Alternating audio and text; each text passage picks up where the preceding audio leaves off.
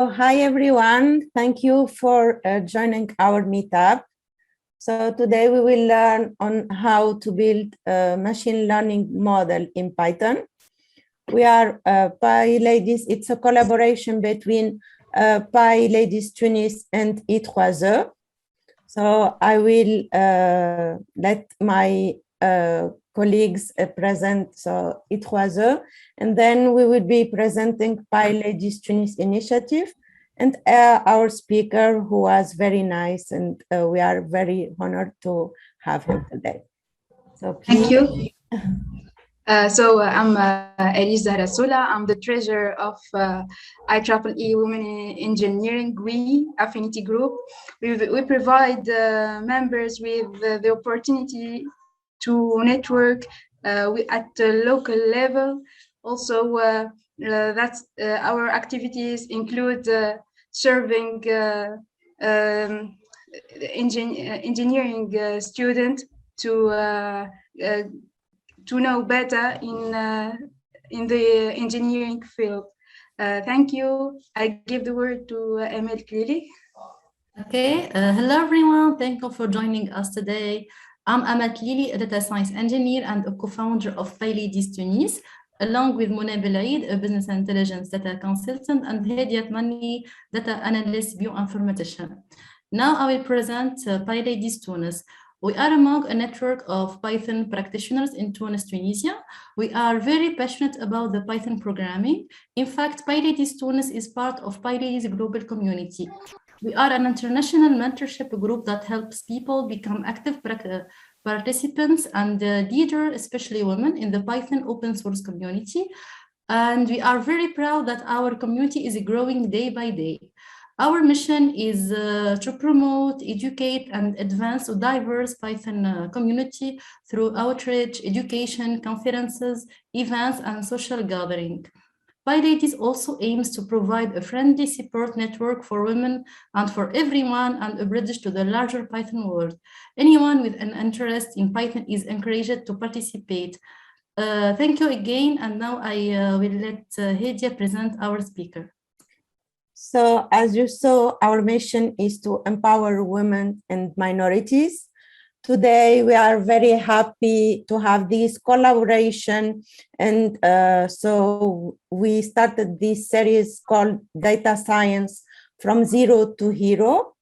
So today we have the honor to hosting this event about build a machine learning model with Python.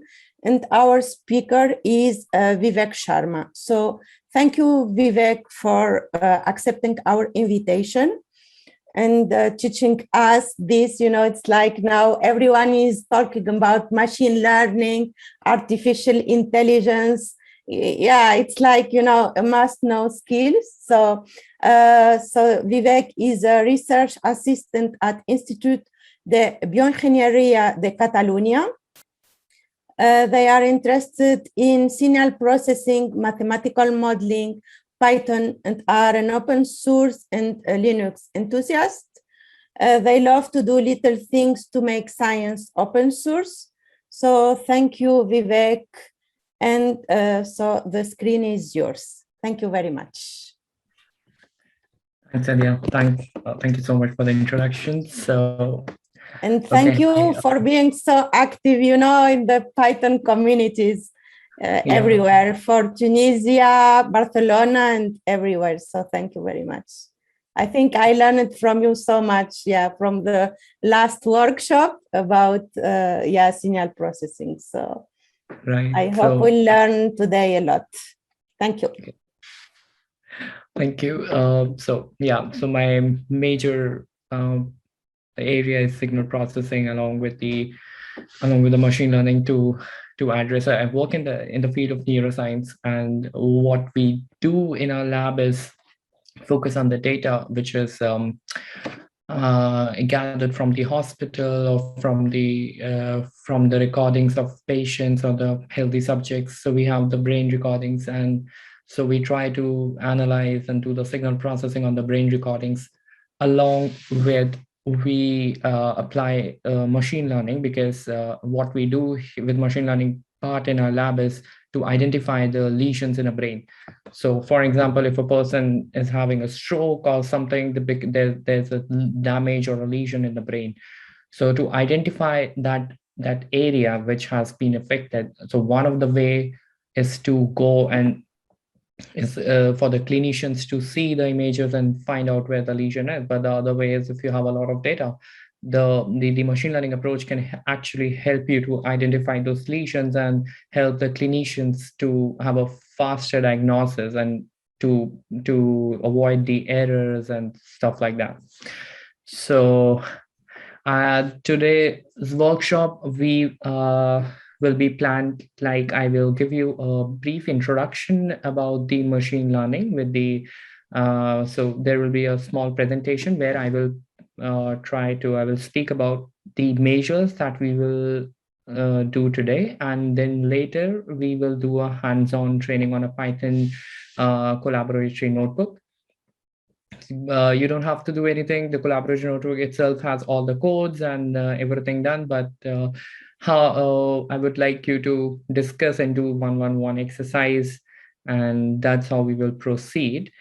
So, okay, let me share my screen first and then we can. That's exciting. Yeah.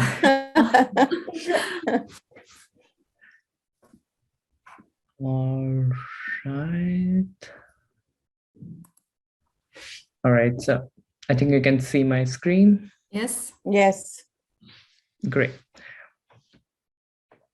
So, so first we will talk about the machine learning, a very basic approach, and we will talk about the general classification programs that we do in a machine learning. I assume that we have a basic understanding of the machine learning, that why do we use this approach, and if you go through the diagram, we have a different measures in machine learning. So one of the basic measures that we have is the complexity reduction, which means that we wanted to reduce the dimensionality of a data so that it's helpful to handle, and it's easier to handle, and the lesser the complex data is, it's easier it becomes to handle. And because some of the data sets that we work with has a very high dimensionality in terms of the spatial, in terms of the temporal data that we have.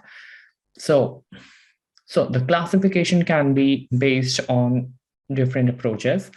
One approach is the regression methods. The other approaches include the random forest and neural nets, and these are the kind of algorithms you must have heard of. It also depends on the data that we have. So this is one of the major distinction that we need to make when we are starting our project, because we have to see whether our data has the labels or not, and if it's like the supervised or unsupervised learning that we have always talked about. But so machine learning it's a big area, and we are not going to cover everything.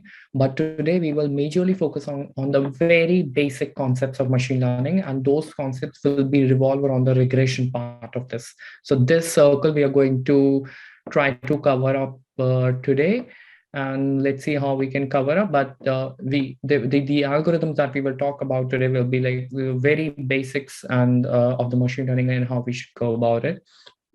So now I will give you, we will talk about the measures that we are going to use today for the hands-on, and we'll just see what these measures do, what are the equations for it. Let's try to keep the maths a little less and try to understand it better, and then we will move to our Collaboratory book. All right. So the first measure that we are going to do today is the mean square error. So the mean square error is a part of a regression line, and we have been using a lot of regression line in the machine learning because we wanted to see the data, and we wanted to visualize it and see how it works. So we have this machine regression line and with the data points in it, and what we can do, what we do with the mean squared error is we wanted to estimate how different or how far it is from the regression line that we have for our data sets. So we have a number of data points here for which we compute the measures, mean square error, and we have the formula to do that in Python and Collaboratory notebook. But we wanted to see the differences with the weight the measures have and how far they go from the mean value. So that gives us, and the take-home message for the mean square error is that the lower it is, the better our forecast is. So we will see this measure in a bit. Another measure that we will talk about today is the least square optimization. So it's another kind of measure that tells us about the concept or the estimation that we have done is how good it is or not. So these are the measures that help us in the end of the classification to see whether how we have how our model has worked for the classification. So so we do this by this formula where we have the x and y of which are the vector in the data points, and we do a transpose of it and calculate the theta for it. And that's a basic minimum calculus that we do to compute the least squares that we have. And in the previous function that I mentioned about the mean square error, is the squaring part here is done just for removing the negative values that we might have in our data sets. Similarly, we have probabilistic models for our machine learning data sets, and one of the important measure that we have here is the noise component. And why it is important? Because if we do not have noise in our data, so that will be like an idealistic form, and we do not live in a world which is an ideal world. We live in a place when we talk about the real data sets, we talk about the models that has some noise in it, because the recordings whenever being done, they are not sole recordings and not in the ideal condition. We come across a lot of noise with it, and the noise help us to actually classify the original data with a better estimation. So these are the probabilistic models where we try to add some Gaussian noise or the Gaussian distribution to it. And so there we go. And we will focus on the single data points, that is the X and Y. And here I have dropped the scripts, which is the xi, which means that we are not taking up all the points in a vector. We are considering for now a single point. Okay, the next method that we are talking about is the maximum likelihood measures, and all these methods that I have shown here, we have these methods in the collaborator. So that will make more sense when you will actually run the code and see how these measures are working. And so maximum likelihood estimation is determines the value of the parameters of a model. So now imagine we have a model that has some parameters like x, y, z, maybe the linear or the polynomial regressions. In that case, we have these different parameters of a model, and if we change the values to it, we have a different estimation. So we will see a graph in a bit where you can actually scroll across and see how we can change the estimation just with changing the some parameters. Then I will I'm not sure like if you're aware with the bootstrapping and the confidence interval or not, but to just give you an idea, this kind of techniques of bootstrapping we use when our data set is small. So for an example, if we have a smaller data set with less number of samples, what we will simply do, we will reassign the data we reassign the samples in a multiple form and change the we just shift or randomly shift our sample size. The size remains the same, but we randomly put the values in it, and to see in the same range, to see how basically to increase our data set. And this way we will have more data set, because we could not, let's say in the original or in the real world, we could not gather that amount of data. So to avoid that, what we do is we simply we bootstrap our data set. And so for now, I think we will see these regression paths in the collab, so we can actually discuss that there. One thing that I want to bring to your notice here is that these projects and everything can be found at the Neuromatch Academy. If you have not heard of it, you can actually go to their website and see they have a more detailed version of these, especially related to obviously the name Neuromatch, so related to the neuroscience, but the approach or the basic methodologies remain the same. So you can actually have a look there. And we can now shift to the Collaboratory notebook, and I can put the link in the chat. So if you go there, let me stop sharing my screen for a moment, and yeah.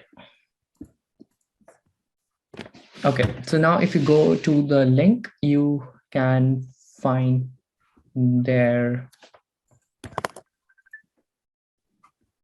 two things, I believe. One is the PDF, which is the presentation that I was showing before, so you have the access to it, and the other one is the iPub. So I want you to open the iPub in the Collaboratory notebook.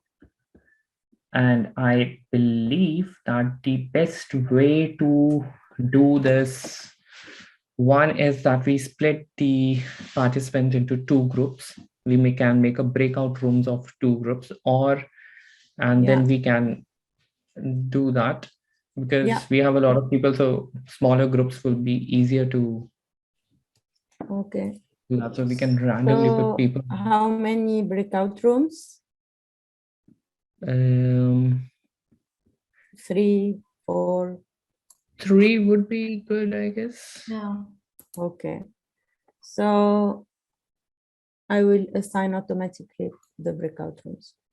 Okay. So meanwhile, breakout rooms are active. I can again share the screen for a bit and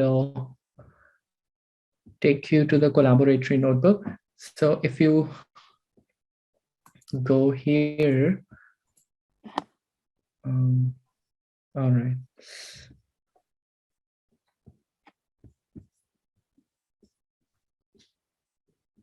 So this is the link you might have got. And if you click on this notebook, you will see something like this. And then you have to click here, open in Collab. And once you do that, you will see the Collaboratory notebook like this.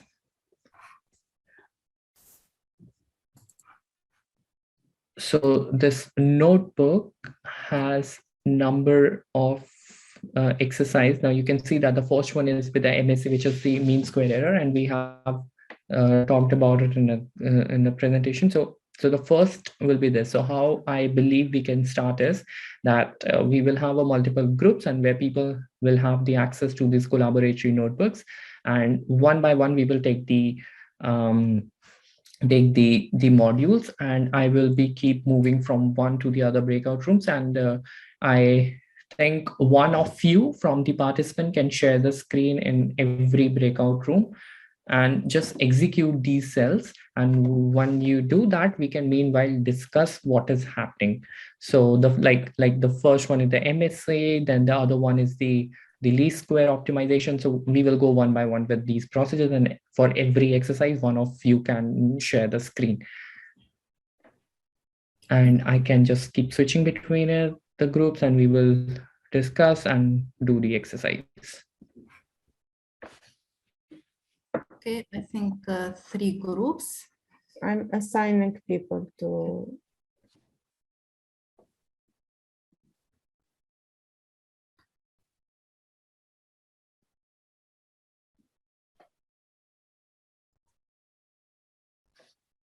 Okay.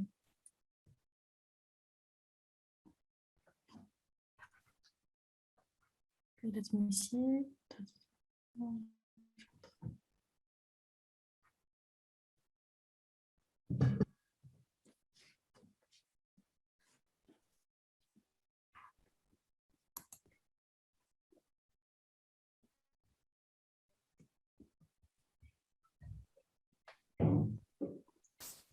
We are trying to just compute the theta here, which is the which we have already used in the MSc before, but what we are trying to do here is simply calculating it for what theta value for the theta hat we have the lowest MSc, since it will be a better prediction. So we have this mean square line, and you can see at what theta hat we have the. So this is a very simple that we were doing before. Also in the first one, where you have seen that you can, in the mean square error, the first exercise, you actually scroll the tab to see how, where you have the least MSE. So here we are actually calculating the theta hat that help us to give the least MSE. It's the other way around of the first part. Yeah.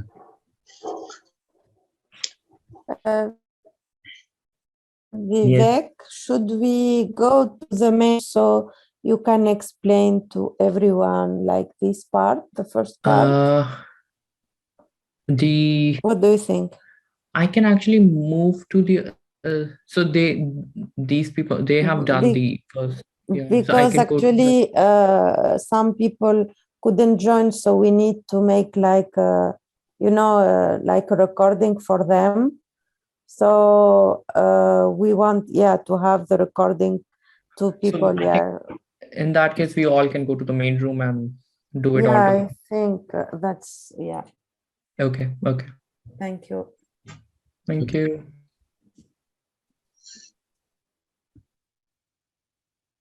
Oh, great. We all are here. So we close the rooms? Yeah. We closed the rooms. Okay.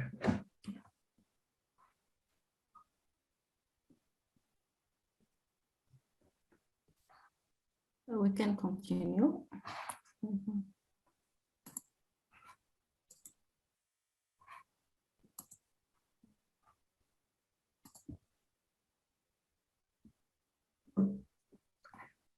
So I think one of you can share the screen and we can do it here the same way. I will share my screen. Okay. Could you see my screen? Yes. Yeah.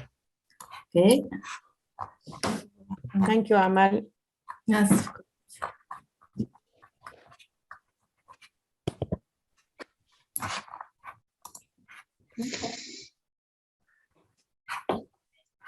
So I think the first part we all have done. Yeah, just executing this. Yeah, we see together how to generate the sample. Then here we calculate the MSE. And then here we change the parameter of theta to see which one of the MSE is the best one. Right. Yeah, I think this one. Yeah. So the best one is 1 for theta. And I really enjoy this one. Yeah. Me too. Yeah, it's very nice. Yeah, it's the first time I heard about the thank you, Vivek. Widgets interact. Yeah, I didn't know about it, how to use it. Okay. Yeah, so here, what in the first one, what we did, we try to see at what theta value we have the lowest MSE.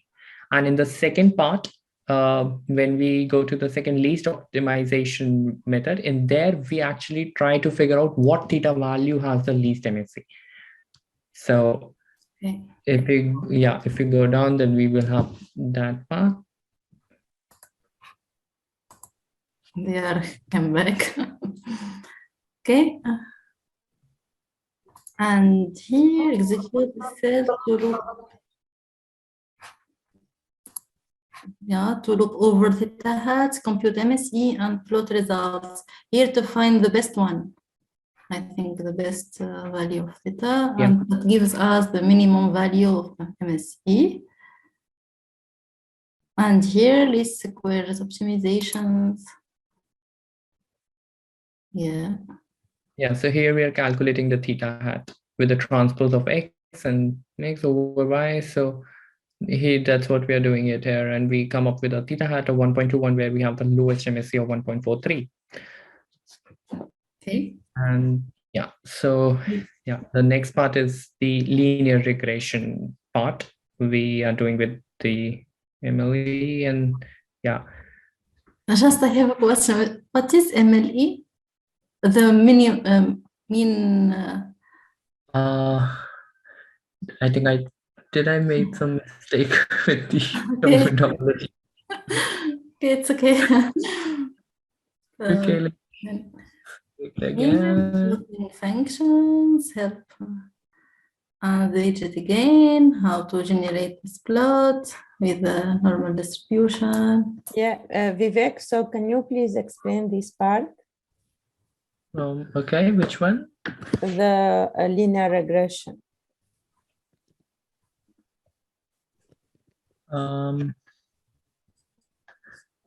Yes. Okay, so the linear regression part, let me see it on my end.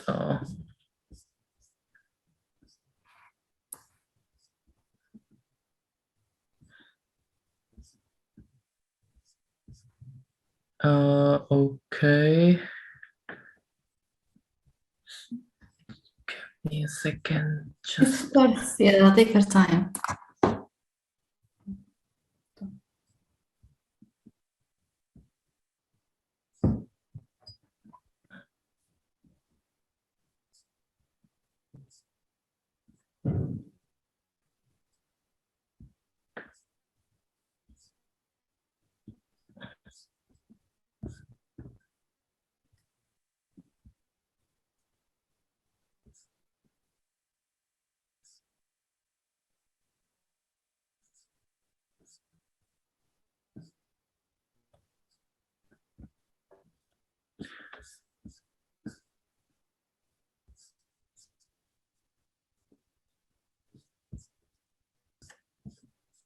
I actually missed it. Where are we?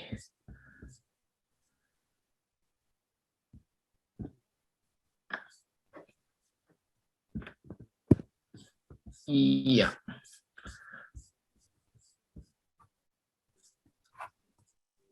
We have done the least square. Okay. Then we are at a linear regression.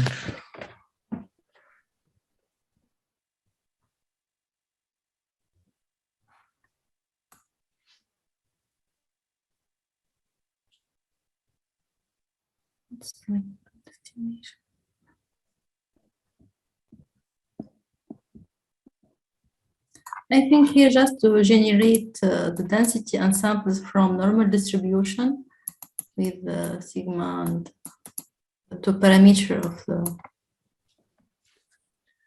Yeah. I'm just looking for the right explanation here.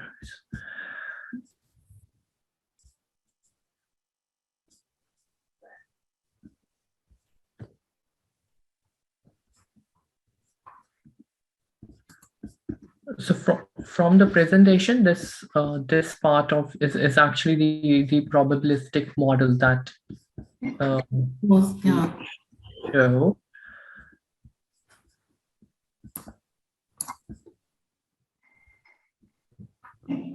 So the MLE is the maximum likelihood estimation.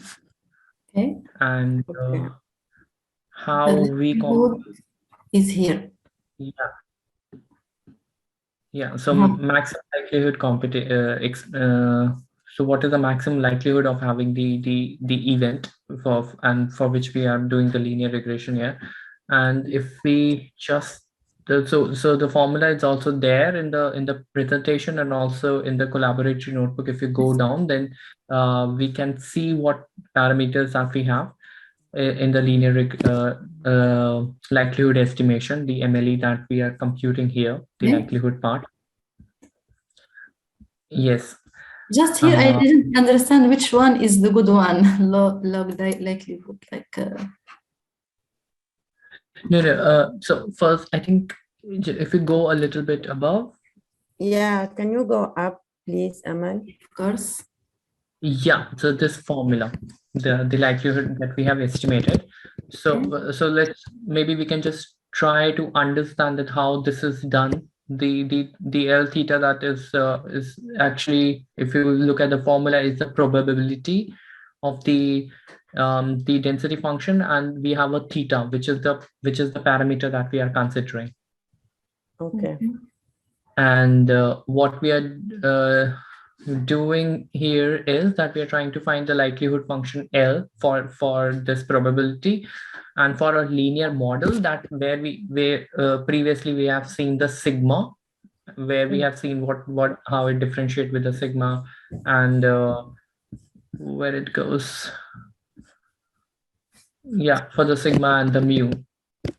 So that is the Gaussian distribution that we have done with our random variables.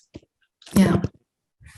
Right. So mu and sigma is actually, we are changing it and to see how our probability distribution actually changes, and this is the Gaussian distribution. So if you simply move across, and we can see that the mu is, or the sigma, how our plot changes and move from the negative to the positive part, and how the probability density changes. And but since it's a Gaussian function, the graph will always be like this. That's the normal distribution graph. Yeah. So then moving to the next part, we see here the density. Yeah, then we see the likelihood function, that how we are computing it, the compute the Gaussian likelihood, and what we have got from the result is being plotted in the next plot, where we have a different theta values, 0.5, 1, and 2.2, and we see the likelihood function being shown to it. So you can see that in one of the graph, the data points lie on the line, the other ones are not so close to it. Yes. Okay. So this one is the best one? Right. So we try to see which is the best fit we can get for our data sets. But we will talk about it maybe a little later, but what we wanted to see is that because of just we wanted to try to have we fit our data to the line with the linear regression. What we sometimes do, or we come across, is the overfitting of a data. So the overfitting is not good for a data set, and with the overfitting we actually loses the accuracy. Okay. So yeah. So now if we so here we have seen that at what different values we have the likelihood, and in the next step, finding the maximum likelihood estimator. Yes. Okay. The resulting distribution density, and here the best one. Okay. And here we move to the confidence intervals and bootstrapping. Okay. Yeah. So the before confidence interval and bootstrapping, what we have seen is in this this graph that there are some data points that we have, and we have a line to it that we have fitted, and we have some the mean squared error or the optimization and these stuff that we have discussed. But what if the data points are less, or how to be very sure about our data points, and how differently what's the difference between the mean line and the data points that we have seen. So for this kind of computation, we go with the bootstrapping and the confidence interval. So Now this section, that bootstrapping, will actually give us is randomly sample our data, resample our data, and with the same number of observations. And once you execute that cell to simulate some data, we see, okay, this data has been defined, and then we simply resample with the replacements of X and Y in the function.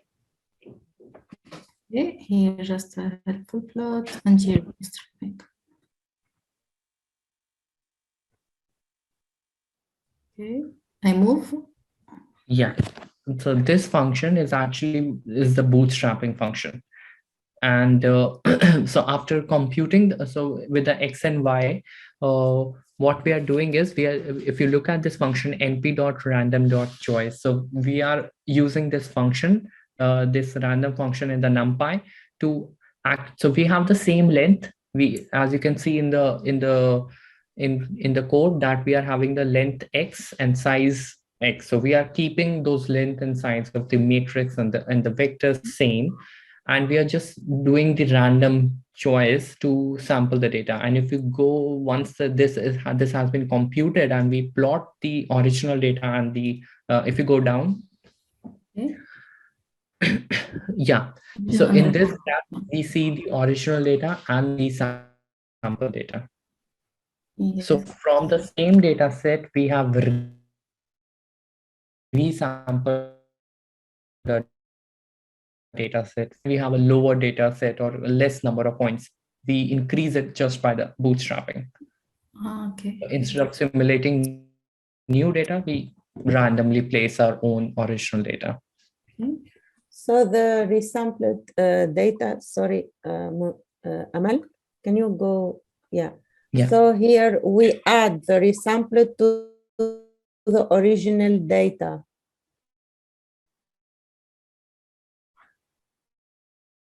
Data set. So we do a resampling. Right. Okay. And here the resampled are less than the original data. It's like we have less points. Yes, because this is one of the resamples. So bootstrapping is a process that is being done or run over 1,000 times, or maybe 2,000 or 10,000. Yeah. Depends on how much do you want. So when you iterate it over the 1,000 or 2,000 steps or 10,000 steps, the same data is being placed onto the same graph with the different positions placed. So a model will learn from the same data set, but which will have different points. And now these points will be placed differently. And the data will be somewhere around the same scene. Will have. Okay, thank you. Here we continue Bootstrap estimates. Here I think we will just a helpful function to give us the theta hat. Okay, and here another function, Bootstrap estimates. Actually lost. Okay, yeah. I continue? Yeah. Let's do this part. Yeah, I didn't understand these values, to be honest. Okay, this resample with the replacement. So this part of the code is actually here. So we are calculating the bootstrap estimates, and what we are doing here is, again, we have the normal equation that we are calculating the theta hat that we have already done before. If you look at the code with this helper function one, which is actually doing nothing but giving us the theta hat from the data samples. And so we have a theta hat of np.zeros, which means that for the n number of length, for the 2,000 here in our case, we have taken a bootstrap for n equal to 2,000. If you look at the defined bootstrap estimates function. Yes, no, below. Yeah, this function bootstrap estimates. So x, y, n equal above. The sample. Yeah. This one? No, yeah, but from the starting. Okay. Yes. Bootstrap estimate X, Y, n equal to 2000. Right. So we are Okay, the number. Yeah. Okay. right. So we are considering 2000 here, but this number can change. Feel free to change it 2000, 20,000, whatever to Okay. that number. So the Bootstrap will estimate over that number of samples. And what it's doing here is the theta hats, we have taken NP zeros. So this is a function where we define the same number of n. For that same number of n, we will have the zeros to it. So this matrix or the vector that we will get here, and then we will loop over the number of estimates in this function. Okay. So what we are doing is we are resampling it X and Y. The X and Y the data points that we have before, we are simply resampling it, and then we will compute the theta hat for it. Okay. So, yes, and once yeah, so these are the Bootstrap estimates that we are getting. Below these numbers that you see is actually the theta hats generated for the random samples. Okay. Okay. Thank you. Yeah, I understand now. Thank you. Okay. So yeah. The next one is we are just plotting the visualizations models, or yeah. models. Okay. For each theta hat, plot the model. Then we plot observed data, plot true fit data, lesions. Okay. So the green line here in this graph estimates as the true model, the one we have. The blue points are the observed data points that we made, and the resample fits that we generated with the bootstrapping is the red one that we see. So we have the original data sets, we have the random sample bootstraps, and then we just made the model, like we try to fit the model to our data points. Okay. Okay. Here we like confidence intervals. Yeah, so the next part is confidence interval, and this is an important part because when we work with our data, the next question comes is your model is predicting something. How confident are you with your data? That how confident it is with the same data set that you're using. So here we are calculating the Bootstrap confidence interval. So what we are doing here is we are simply having the Bootstrap estimate that we have generated before for the 2000 the iterations, and then we are simply calculating the percentile of those at different levels. So you can see the blue line shows you that the 95% of confidence interval.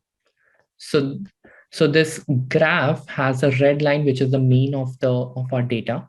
The x-axis is the theta hat that we have, and on the y we have the counts to it. So what we are saying is what around value we have the mean of our data sets. So which is somewhere around 1.23 or something around that. And then what is the true theta? So a true theta, or the theta point that we have generated for the standard deviation, yeah, 0.04. True theta. I didn't understand the true theta. Yeah, so true theta is the value of 1.2, which is actually the mean. If you look above the output of that code, mean equals to 1.24, standard deviation 0.04. Oh, yes, yes. So this is what we are calling it as a true theta, for which the mean is there. And the blue lines shows you the confidence interval of all the data points which has been considered, Okay. onto which we say this is the theta or the mean. So what we are trying to say is that for this confidence interval of the data, we have this the mean and stuff like that. Okay, thank you. And here, multiple linear regression and polynomial regression. Okay. Yeah, so what we have seen before is the linear one, but now we are moving, so we are adding variables to our data. So the multiple and the polynomial regressions, we are having more. So the data becomes a 3D visualization where we have 3 axes and we have more variables to work with. And what's the difference between what I understand for multiple linear regression is like the linear regression with multiple variables. Right. And for the polynomial regression. Yeah, so the polynomial regression means when we have more than 3 variables, that becomes a polynomial equation. So X, Y, Z, or maybe more variables to it when we add. So that is the polynomial part to it. Okay. Here. Evaluate. Amal, can you go up, please? Okay.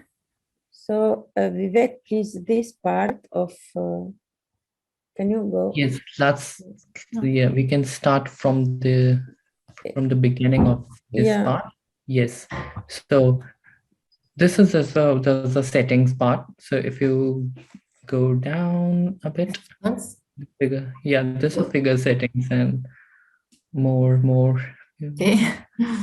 Stop me when it's good. Okay. Yeah. I mean, these are nothing but just a for making some plots. So yeah, okay, there is for plot fitted polynomials. Yeah. You can reuse these for your own data sometimes because they are just a figure setting. And here, so here for the evaluate fits, yeah. Yeah, so they are nothing, but they are actually simple functions for the data that we have, and they are actually making the plots here. Okay. Nothing else with these functions. Yeah, this fancy plot.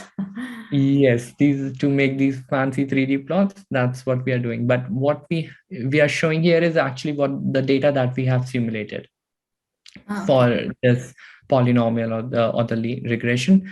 So we are just executing here some simulated data that we have, and this simulated data has been generated from the same functions that we have used before.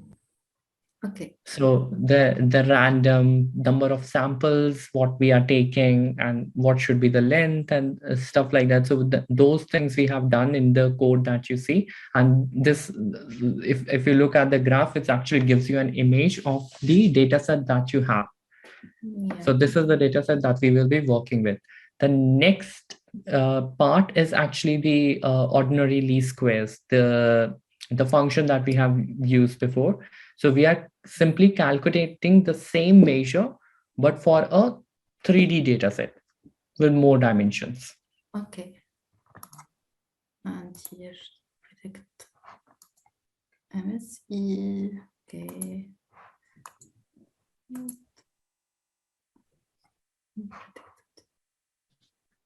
So first we computed the ordinary least square, and then we printed the theta. What is the theta hat that we have got? So we got the 3 theta hat values, 2, -1, 0.13, and then we compute the predicted data.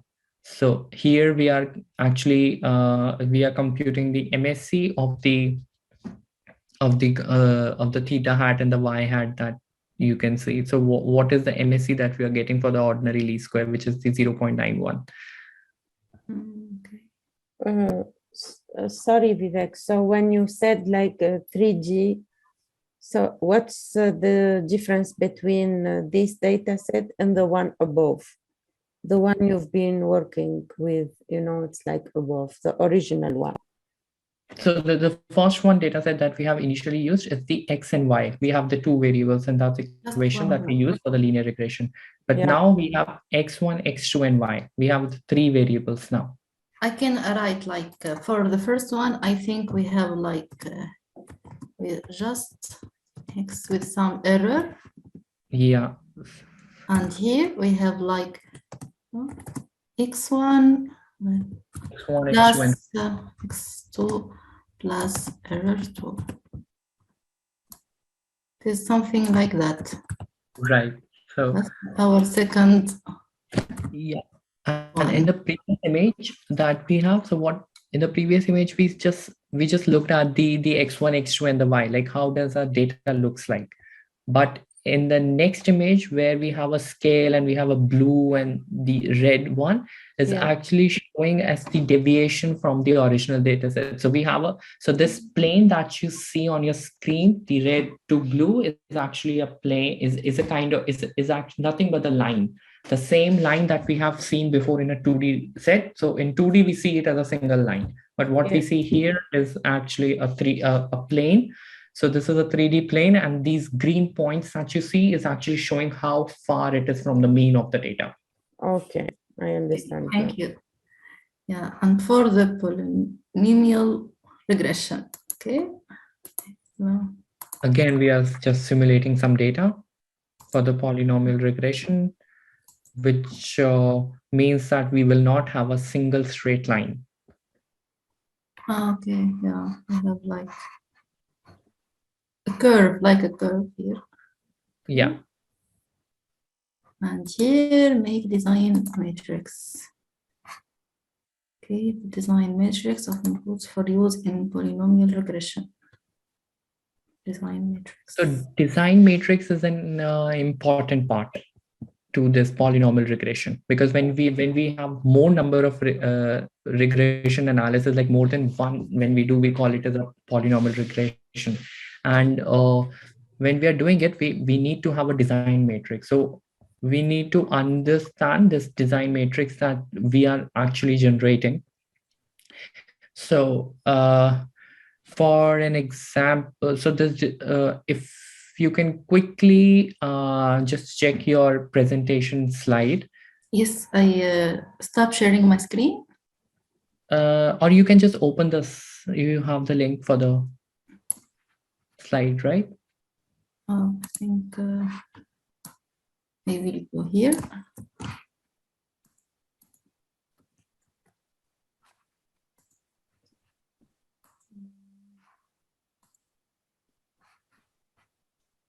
I think this one. No? Yeah. So if you go down for the design matrix. Bootstrapping, multiple, polynomial. Here? This design matrix for polynomial regression. So that's what we're doing. So for the linear regression, what we did is x equals to x. That is the input data where we see that x is a vector element. And when we are adding another constraint to a 2D or 3D plot, what we are doing is 1x. So this means that we have this two dimensions to it, like when we are traveling across the matrix, so the first and the x value to it. And so one is the column ones, and then we look at the different x values to it. And so we create this matrix here, 1, x1, x2, x3. So x1, x2, x3, and until x to the power of n, okay, whatever you call that is actually the vector. So this vector has n number of x values, and 1 is the dimension that we are taking. Now this one dimension can be changed to 0, 1, 2, 3. So different dimensions for all the vector values that we are calling it as a design matrix. And that we will see in the graph. If you go back to the Collaboratory notebook, you will see that those graph on different lines. Here, like the x1. Yeah, so this is just an example we are showing that the design matrix that we have. So what we are saying is 0 to 2, 0 is to 2. So that means what we are taking the 0th column. Yeah. So and the second column to it, and similarly we have 0 to 2, the other value that we are seeing. And if we print, I think we'll have like full design matrix. Yeah, I want to see it. Wow, too much. Okay, and here that's the x1. This is the yeah, x1, not complete, but the first value will be the x1. Okay, and that's the x2, x3. Okay. No. So so if you It's a vector. Yeah, right, it's like something like that. X1 equal to 1.00, just the one value. First one. this It's one, the first one. like that. No. No? This is a complete vector, right? Ah, for x1 1, x2 1, x. Right. Okay, I understand. Something like that. Where is x2 like 1 and Yeah, you can. yeah, You can consider them. Okay, thank you. Okay. I think it's okay for So me. what's I didn't understand the utility of the design matrix. So the utility of because you cannot fit your data to or you can actually do data because you have number of variables. Initially we have only one vector, Yeah. and that vector has some values to it, but now we have multiple vectors and every vector will have a lot of values to it. So we need to create a design matrix for every vector, and in every vector we need some values. Oh, okay, I understand now. So we are iterating over. Yeah. So you can see the x equals to xm, xn, xm, so that kind of thing. Okay. Okay, I think I will delete this one. Okay. And here another function to solve polynomial regression model for each order 0 through max order. Okay.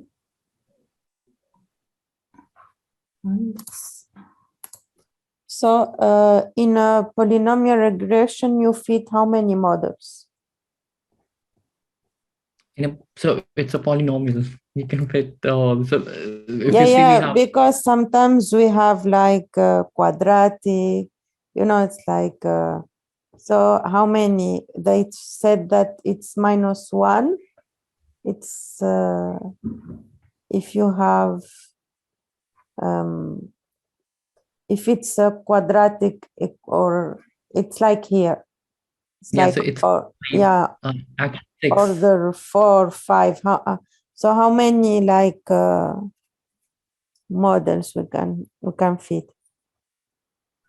I mean, you can fit as many you want, but it depends on what order actually gives you the best fit in the polynomial data sets that we have, or how many the design matrix that you can create.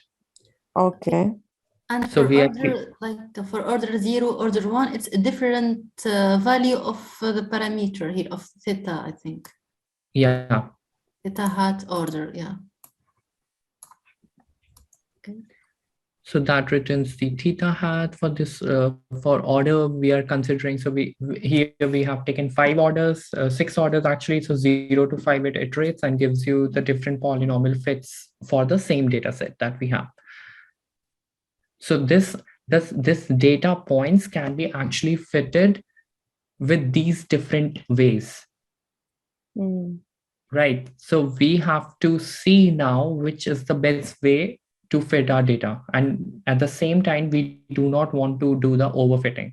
The overfitting means that we will try to put a line through every point. If I do that, that is the overfitting, and that will not give us any. Yeah, I understand. Thank you. Yeah.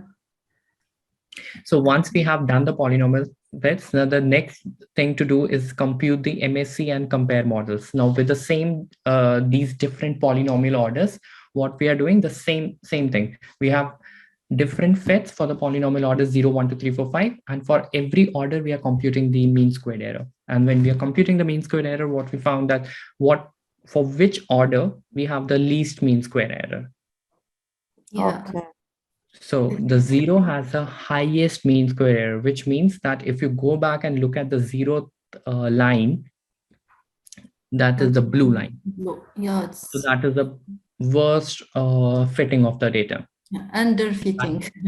Yes, underfitting. And yeah, and if we increase the orders to more than 5, 6, 7, or something, and we try to that will be the overfitting. So the optimal will be somewhere in the middle. So so what we did, we compute the MSE for all the models, and we plotted, and we see, okay, 4 or 5 order is the one where we can have the minimum, or the 4th one, I guess, is the one with the minimum MSE that we get. The 4 is the purple. Yes, this one. Yes, the more realistic one. Yeah. And we can do like a function to find the best one in place to calculate and to plot, like a grid search, I think. I didn't get it. Like we can do a function to try with many value and to find the best one Yes. in place to draw to plot this plot and then to plot the MSE. And yeah, and see which model. So we can do the comparisons further. And yeah. Here, model selection. Yes, and variance.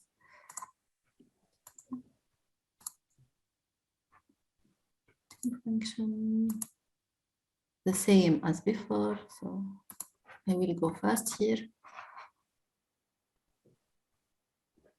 Train and test data. Amal, can you go up? I think the same as the other help function.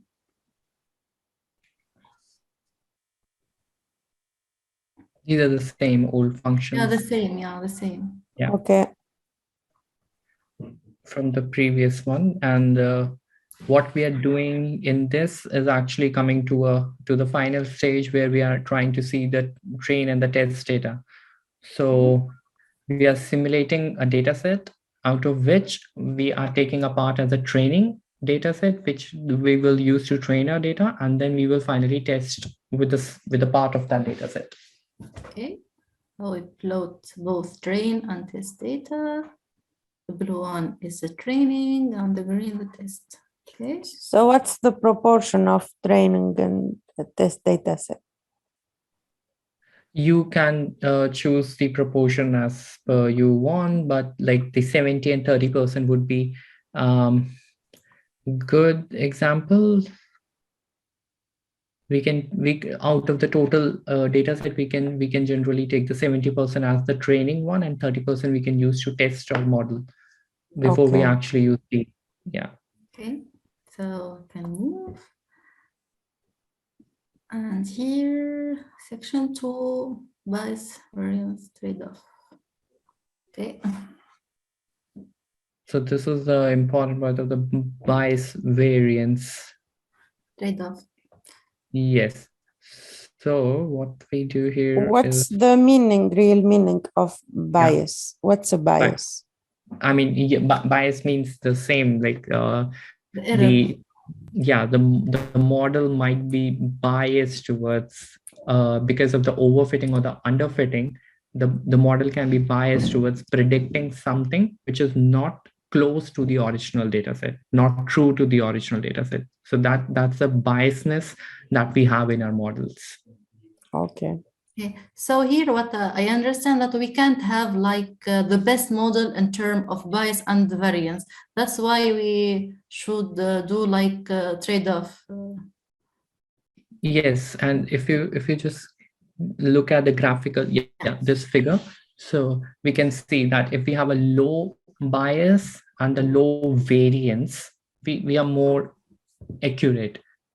But that's now it will work because we do not have the less variance. Generally we have a high variance. If our data is very highly variable, then we will have the low variance, but it won't be very accurate, but it will never be completely accurate. So we have to be somewhere closer in the blue circle, we can say. So we can just look at the what if we have a high variance, then the prediction will be towards a certain angle, favor towards a certain part. So the idealistic condition will be that we have a low variance but high variance of the data, low bias and the high variance, then we can be somewhere closer to the goal. Okay. And the first one with the low variance and low bias, that's the idealistic condition, but we don't have the idealistic condition with the real data sets. So the best one,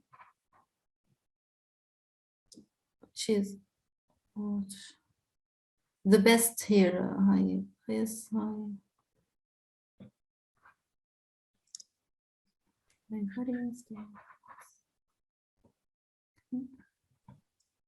Just sorry, I didn't understand which one is the best. So see, the best one could be the first one.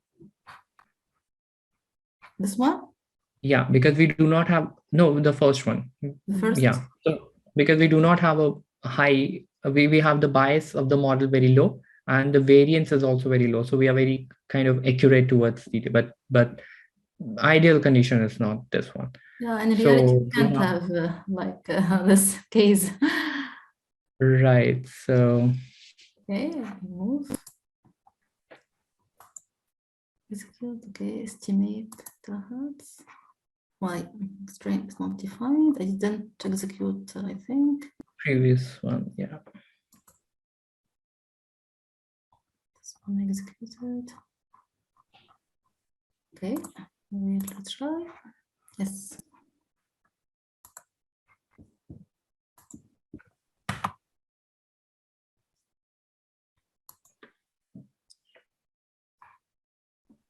And for this one, evaluate. Okay, regression. This is this function.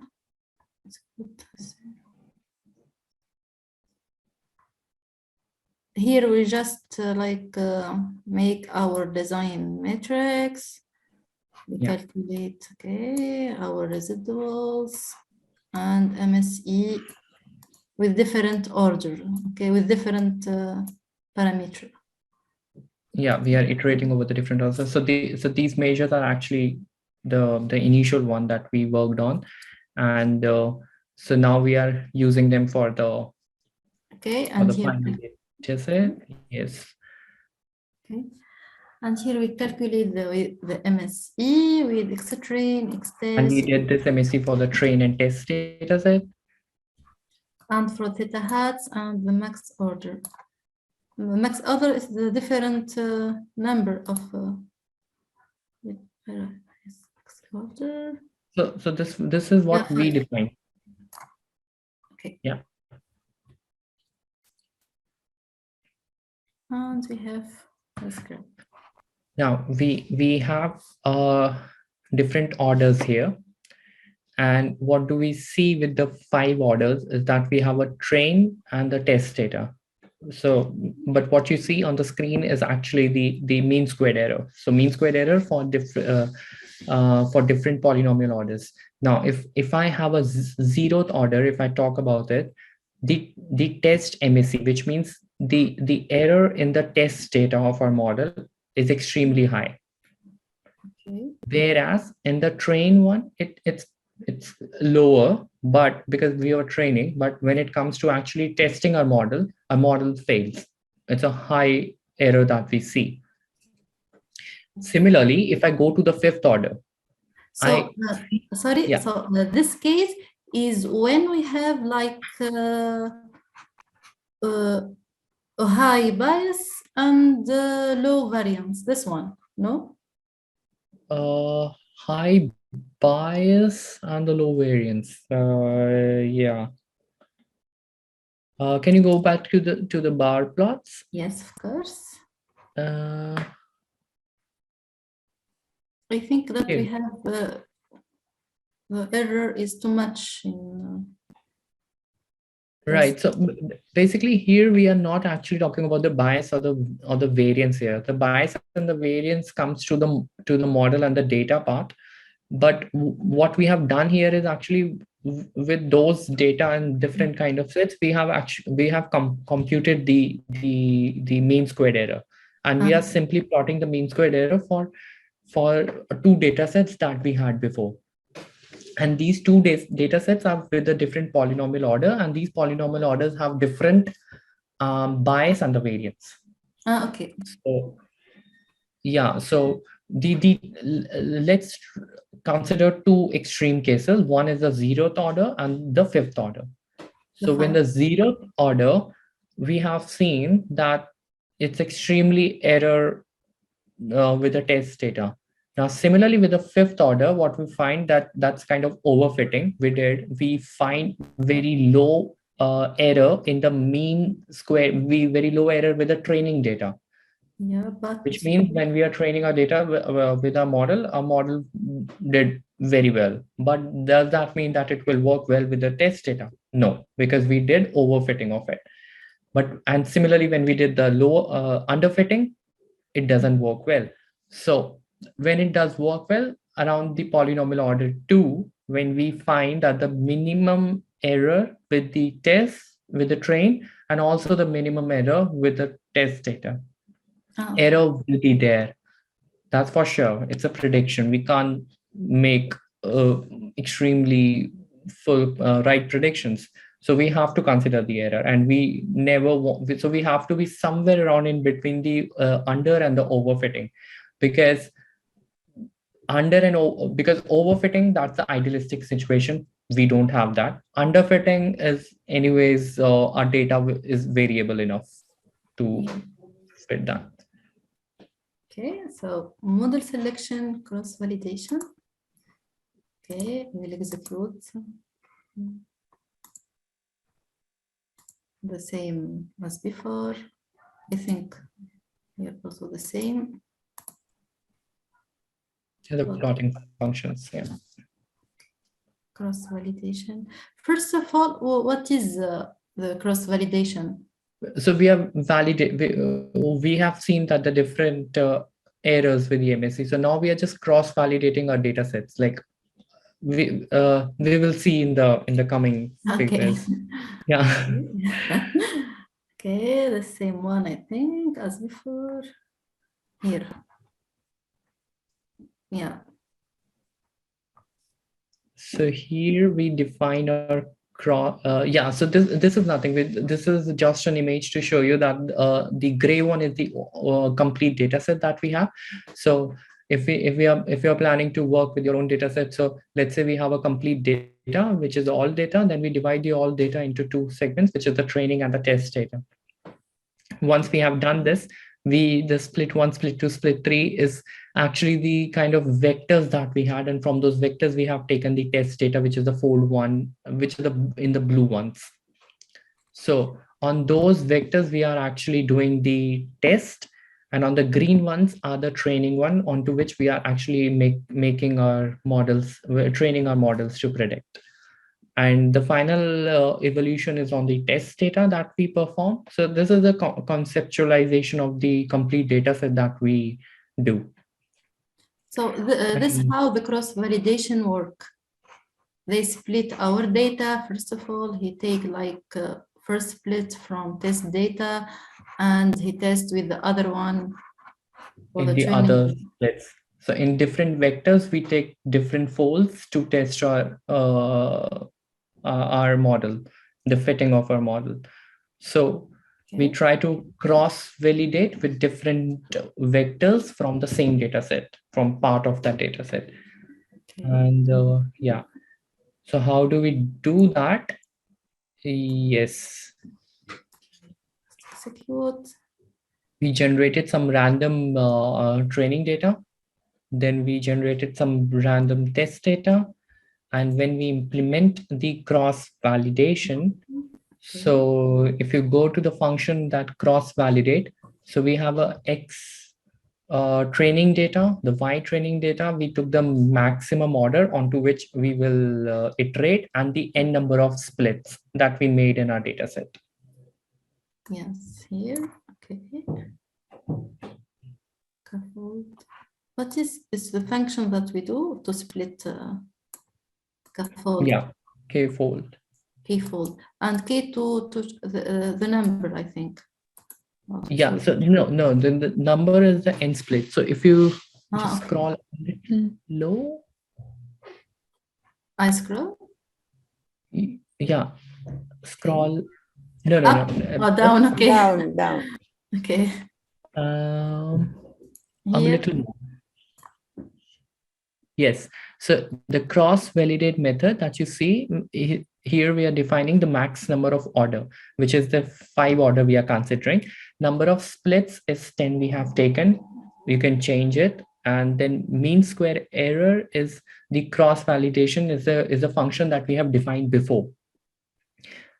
Here, so the cross-validation we define with the X number of trains, Y number of trains, and the number of order onto which it will iterate, also the number of splits it will make from the complete data set. So in our case, we take the 10. So then we simply did the cross-validation of this. Cross-validation in a sense that cross-validation is nothing but that we are taking different splits of a data. And to see that, if you quickly go back to the previous bar plot,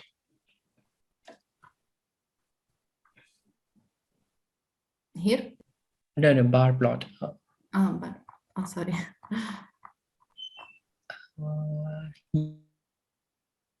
Here? Yes. So we were like after. So for example, if we did this in the original experiment. So after coming this result, we come to a conclusion that okay, polynomial order 2 is the one where we fit our data. The model works absolutely fine with it, but how do we cross-validate it? So for the cross-validation, we do some random things. We make the data into some different splits, randomly pick up some of the data from that vector from the split to test our model. That's what we did in the cross-validation. And if you go to the bar graph of the cross-validation, the last graph,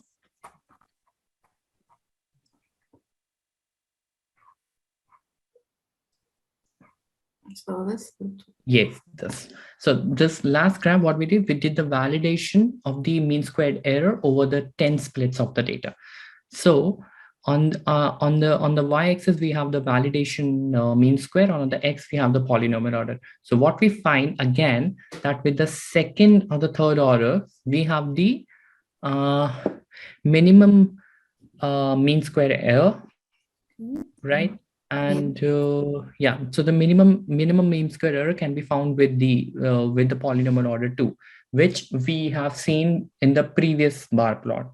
So this is the cross-validating point that okay, this polynomial order works best with or results best with the minimum error that we can get. And here the orange line stands for the mean of the. Yes. So in that fold, yes. Okay. And what I know, this is the outlier, but what outlier here? Which one? This one. This. Okay. Yeah. Some of the data points are outliers. So what a good practice is always when we start working with any data sets, it's a good practice that you visualize your data set. And once you visualize the data set onto a graph, we can get to know what are the outliers.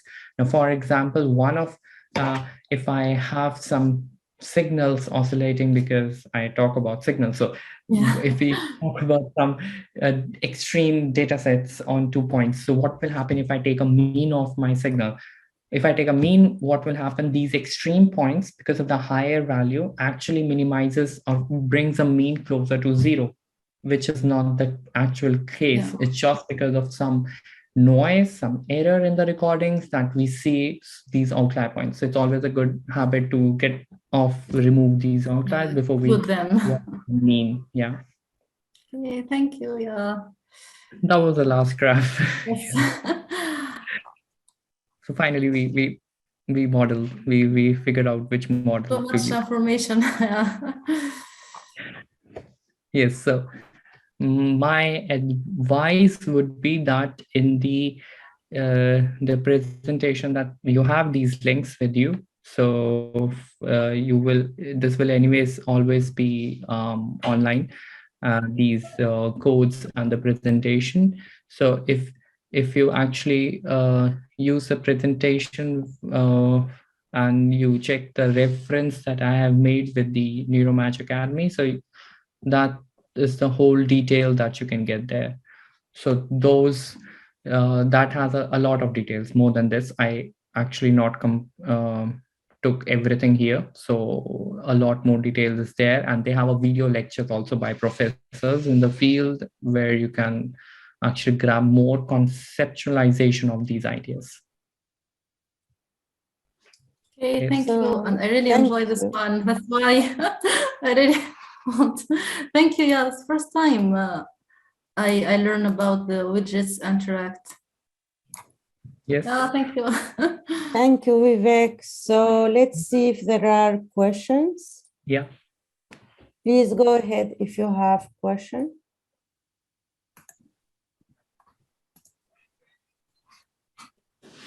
Do you have any question? Even, don't be ashamed. I think we asked it. All questions are welcome. So please go And you can ahead. also reach out to me if you have any questions later, or if you need access to any resources, feel free to reach out. Yes, you can just send us an email or reach out our social media like Facebook, Twitter. I think it's too much information today. Yeah. If you need to rewatch the recording, we will send you the recording and we will share it with you at our YouTube channel. So I have a question before. So for like a beginner in machine learning, I think everyone is wondering, how to become a machine learning specialist or expert or whatever. So for a beginner, what's your recommendations? Like what we should do or which resources we can, it's like, I think the which best, resources are available online and that could help us to improve our skills. So I think the best source you have, one of the like known masters in the machine learning is Andrew Ng. Okay. So you can go there. Also, I have posted. It's a Google. It's a developers Google forum where you have a course for the machine learning. Okay, I think I just. This is the first one got something. This is the course that you can actually, this is a real good course. And another one is by Andrew Ng, which is, must be here.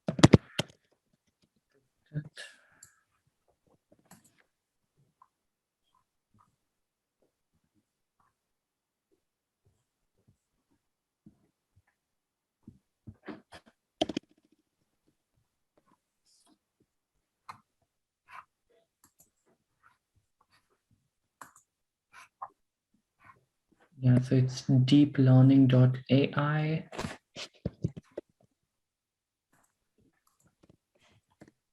Yeah, so these are the two go-to courses.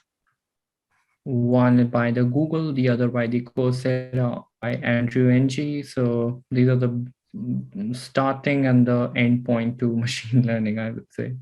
Also, there is a site which is HackerRank, I think, or Hacker Earth, which have like problems and like Kaggle, the same idea. Right. But here we can find the solution.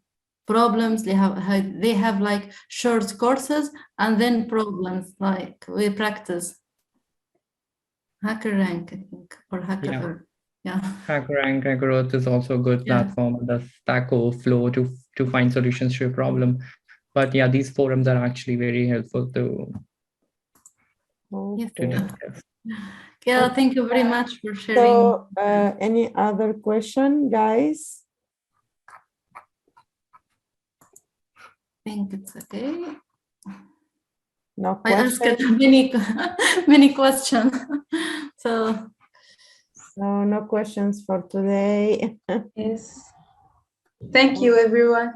Okay, thank you. Thank you, everyone. thank you, Vivek. We will send you, the recording and. Thank you. Yes. Thank you. Thank you. Thank you, Vivek, very much for this amazing session. Yeah, for me, I learned a lot today. Thank you. Yeah, I Me think too. Thank you, Vivek. with you, we learned a lot. It's like last time I learned so much, and also this time. So it's amazing. Glad. Thanks for inviting. Thank you. Thank you, everyone. Thank you, guys. Bye-bye. Bye-bye. Bye. Bye. Ciao.